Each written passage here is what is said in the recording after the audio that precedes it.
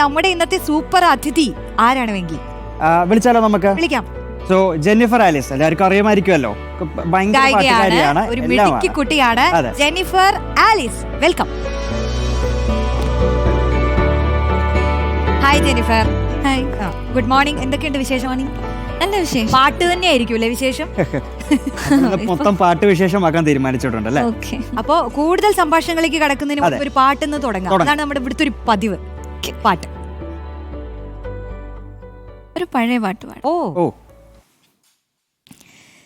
നീലാഞ്ചനപ്പൂവിൻ താരാട്ടുഞ്ഞാലിൽ തേവാരം നൽകുമീ തങ്കക്കൈ നീട്ടം.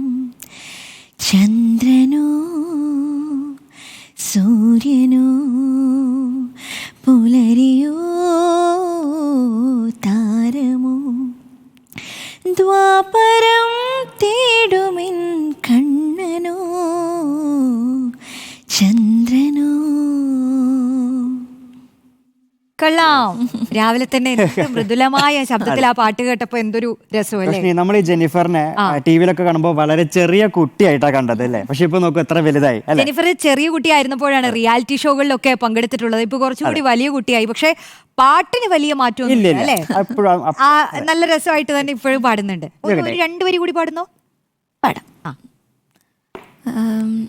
ഒരു തമിഴ് പാടിയാ. இதுவரை இல்லாத உணர்விது இதயத்தில் உண்டான கனவிது பலிதிடும் அண்ணாலை தேடிடும் பாடல் கேட்டாயா.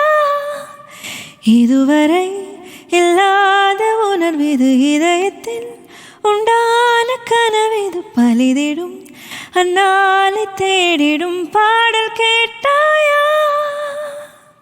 സൂപ്പർ. ഈ ജെന്നിഫറിന്റെ പാട്ട് കേട്ടിട്ടേ അബ്ദുൾ ജബ്ബാർ എന്ന് പറയുന്ന പ്രേക്ഷകൻ പറയുന്നു ഞങ്ങൾക്കും കൂടി പാടാൻ അവസരം തരണമെന്നൊക്കെ. പിന്നെന്താ അവസരം തരാം കേട്ടോ. എല്ലാവരും നല്ല അഭിപ്രായം പറയുന്നുണ്ട്. കൊള്ളാം, വളരെ നന്നായി പാടിയെന്ന് പറയുന്നുട്ടോ. നമ്മുടെ കുറെ പേര് അഭിനന്ദിക്കുന്നുണ്ടല്ലേ ജെന്നിഫറിനെ.